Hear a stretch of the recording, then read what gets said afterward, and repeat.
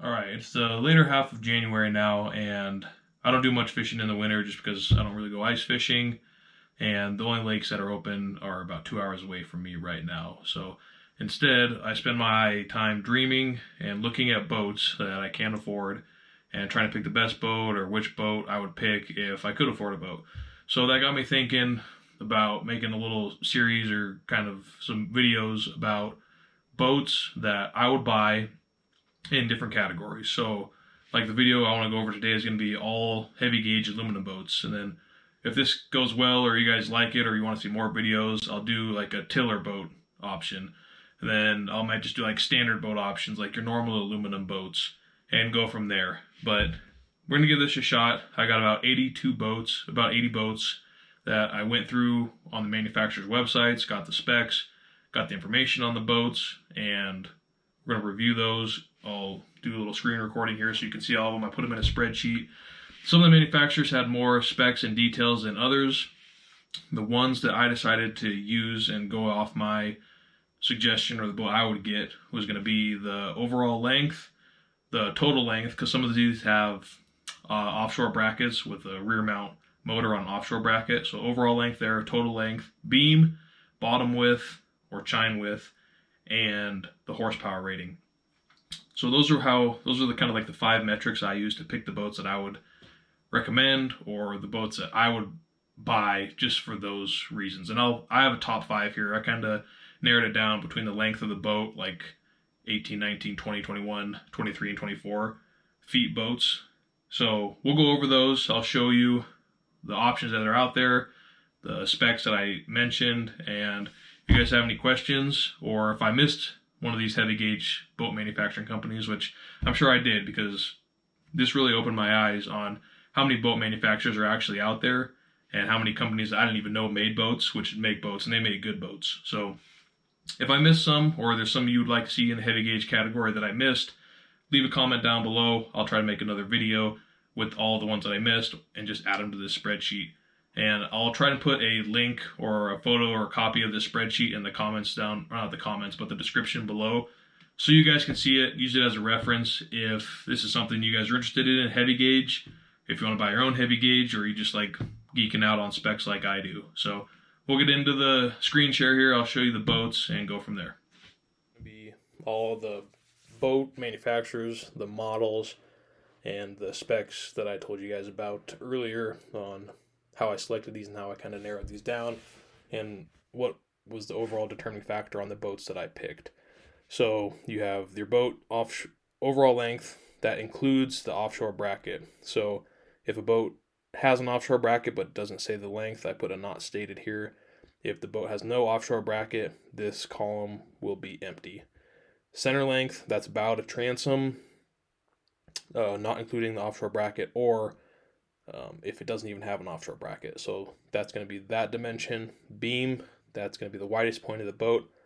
Bottom width is going to be the bottom width of the boat sitting in the water. So the taper from the beam to the bottom is going to be the bottom width.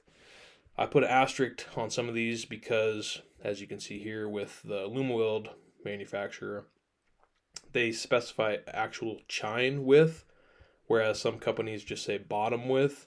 And down with the Thunderjet boats, they actually specify both. So you'll get a chine width and a bottom width. So take that with a grain of salt. I don't know if all these other manufacturers are using their chine width as their total bottom width, or if they're using their chine width as a true chine width, and there's actually some more meat on the bone to have a couple more inches of total bottom width. So that wasn't specified on their websites, but the ones with asterisks, they do denote chine width versus bottom width. Dead rise, if they stated the transom and bow dead rise, I listed that as you can see here. If they didn't list it, I just put the degree here. So this is dead rise in degrees, and then the horsepower rating. So I went through these 82 boats, and judging by the dimensions that were available, solely on the dimensions. I've never owned any of these boats. I've never been in any of these boats. So I can't tell you the quality. I can't tell you the craftsmanship, how the welds look, anything like that. But judging by all the specifications that I have on this table, which are the most important to me, I picked a boat for each length class as the boat that I would pick. So we'll get back to all of these specific boats that I selected and why I selected them. But there's about 82 boats here, number of manufacturers, and something that I noticed, which was news to me because, like I said, I found a bunch of boat manufacturers I've never even heard of before. Some of these boats manufacturers are like the same company or they're sister companies. So we'll get down to the bottom and I'll go over the ones that are the same or have similar websites or have the exact same dimensions with just different names. So those are all the boats that I have here. I'll scroll down this once more to kind of pause it so you guys can see if you're looking at a specific boat or whatnot. But so Weldcraft boats and Duckworth boats are essentially made in the same factory, or they're made to the same dimensions. You can compare these dimensions and they're going to be identical with a comparable boat. They're going to have a different model name, but the dimensions are going to be the same. Same thing goes for Spartan boats and Thunderjet boats. You can compare these and they're going to be the same length boats, same bottom width, same chine, same dead rise as the Spartans. So Spartan and Thunderjet are also the same manufacturers.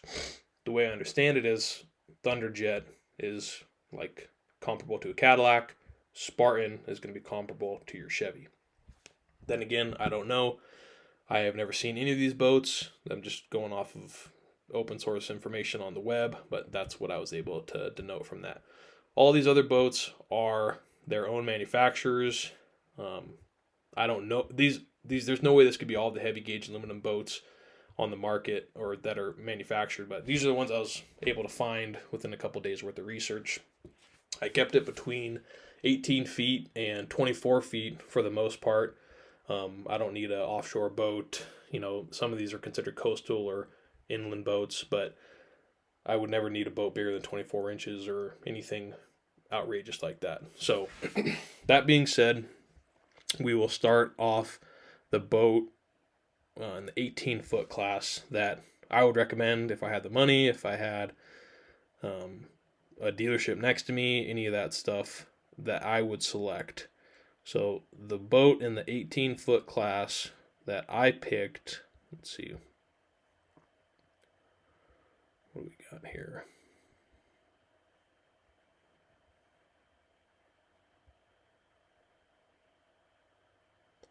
I guess I didn't do an 18-foot. I did a 19-foot boat as the shortest boat that I would pick. And the 19-foot boat that I picked is going to be the Kingfisher 2025 Aero Sport.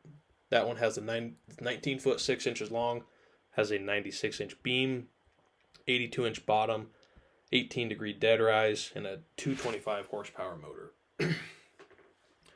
So kind of the biggest thing for me was this bottom width and the beam as far as why I'm selecting the boats I'm selecting. So for the size of this boat, the 19.5-foot boat, this had the biggest chine or bottom width, and it had the largest beam coupled with the highest output outboard motor that you could put on it. That's why I selected the Kingfisher 1925 Aero Sport as my 19-foot boat. So we'll go to their website here. This is going to be Kingfisher's website for their 1925 Sport. As you can see, there's some of the generic specs it started with. This is more of a traditional windshield boat. It's not a forward windshield boat like RH is going to be or some of the other manufacturers, but more of a multi-species boat. Again, this would be my pick for a 19-foot and under boat as far as what I would pick, why I would pick it, and what I like about it. So we'll go back and take a look at the 20-foot boat manufacturers. And the 20-foot boat that I selected, let's see here.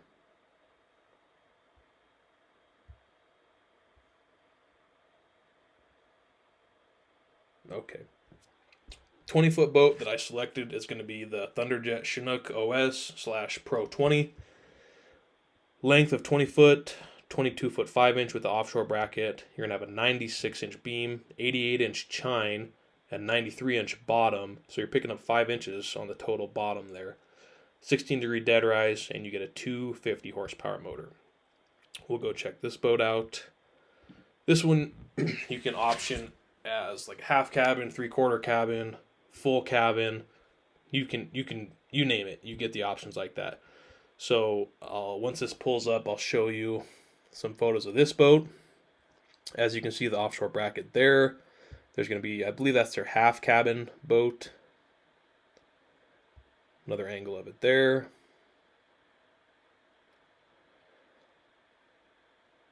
So that's going to be the 20-foot boat that I pick. Again, it's off the specifications that were available. The ones that matter most to me. You got a big live well fish box in the back here. We'll get down. I'll pull this spec sheet up for you guys, so if there's anything I missed, you guys can just pause it, check it out there, and see if you like it.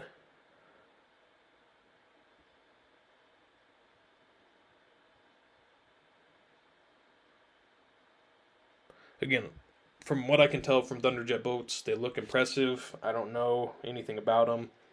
Like I said, I'm just dreaming here looking at boats that one day I wish I can own. But this would be a boat that I would buy if I had a garage big enough for a 20-foot boat. This would be it.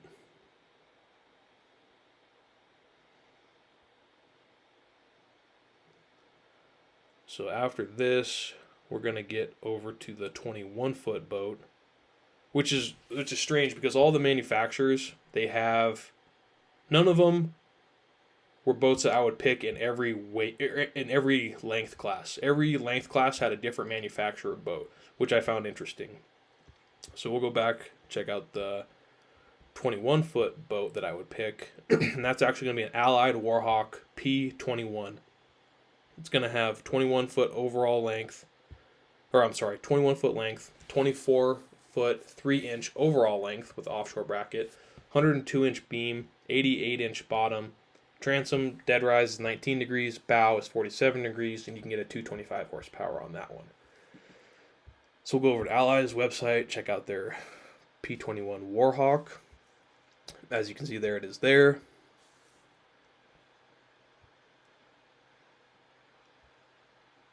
Allied was one of those companies I had no idea was even a boat manufacturer. I knew Thunderjet, Duckworth, Weldcraft, Alumaweld, ones like that, but all the other ones are, for the most part, I mean, Lund, Crestliner, those ones, but everything else is pretty much new to me. It took me a couple days of research to find all these boats, which I like them. They're interesting. I think they're cool boats. I like how they don't have carpet. I like how they're all aluminum, no wood to rot away, and for me, they look like a boat that's built to last forever. All the manufacturers of the ones that I've listed here, they look like the boats are going to last forever. All you'd ever have to do should be repower the motor, and you got a lifetime boat. So we'll get back down to the bottom here, and we'll check out the specs that they have listed for the Warhawk. As you can see, they have 3 or 4 different lengths: the P21, P22, P23, and the P24. These are the specifications for all of those. What I noticed is, like, they all have the same beam and they all have the same bottom. So why not get a boat that's 21 foot long that has the biggest floor plan compared to like a 24-foot boat? Obviously, you'll get some more forward and back movement on a 24-foot boat, but it's not going to be any more stable side to side. So that's why I'm picking the 21-foot Warhawk. Some more pictures of that one. I don't know if this comes with option cabin or not. Some of these boats you could pick full cabin, windshield, half cabin, and some of them, they are what they are. They have different models that have what you're looking for. So totally depends on how you build the boat. Next, we're going to go over to our 22-foot choice, which shouldn't be any surprise. It's going to be the Duckworth Pacific Pro 22. Overall length, 25 foot 3 inches with the offshore bracket, 102-inch beam, 90-inch bottom, which is very wide, 18 degree dead rise at the transom, 32 degree dead rise at the bow, and you get a 300 horsepower on that one. What I was saying earlier was about the manufacturers being the same and sister companies. This Duckworth Pacific Pro 22 is the same boat dimensionally as this Weldcraft Ocean King 220. Same dimensions, same specs, different name, different manufacturer, but they are, as far as specs go, the same boat. So we'll check out this Duckworth 22.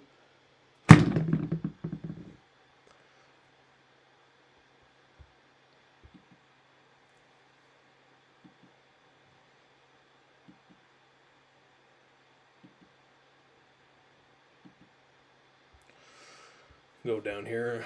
Their specs are pretty easy. They're right up front. So these are going to be the specifications if you want some more than the ones that I had listed.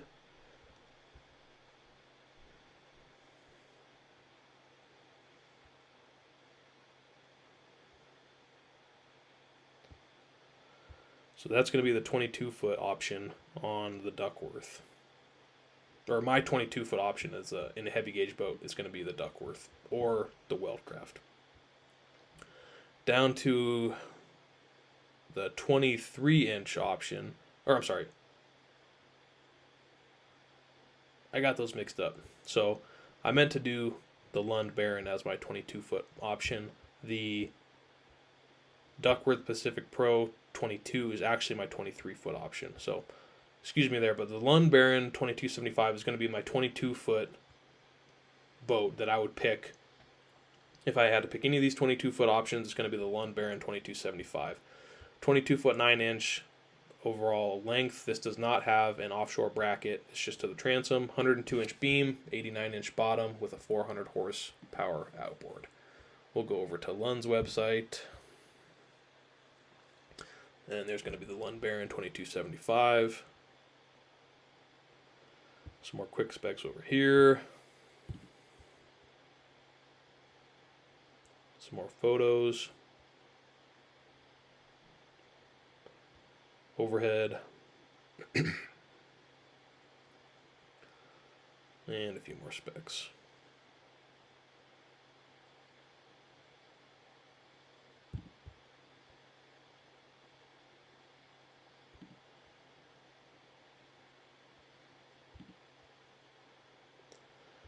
Okay, I already did the 23-foot boat, which is that Duckworth and the Weldcraft. So I think that was all of my options. I didn't go up to a 24-foot. But I will post this spreadsheet in the description. That way you guys can look over it, see if any of these boats interest you, which ones you would buy. If you have the choice, leave a comment down below. If I'm missing any boats or any boat manufacturers, which I'm sure I am, and you'd like to see those added to this spreadsheet, leave a comment down below. Go ahead and like and subscribe to the channel if you guys are interested in this kind of stuff. Like I said, I want to do one of these with a tiller option spreadsheet. I'd like to do one with your normal big name boat manufacturers with like 19 feet and less, like Lund, Crestliner, Smokercraft, Starcraft, Tracker boats, those type of things. More of like your riveted, not all riveted, but riveted boats, not considered heavy gauge aluminum boats. I would like to do a video with that. So if that's something that interests you guys or something that you guys would appreciate, it wouldn't be any problem. So just leave a comment down below. That way I know what you guys are interested in. I can get this information out to you guys because it's wintertime. I'm not doing a ton of fishing right now.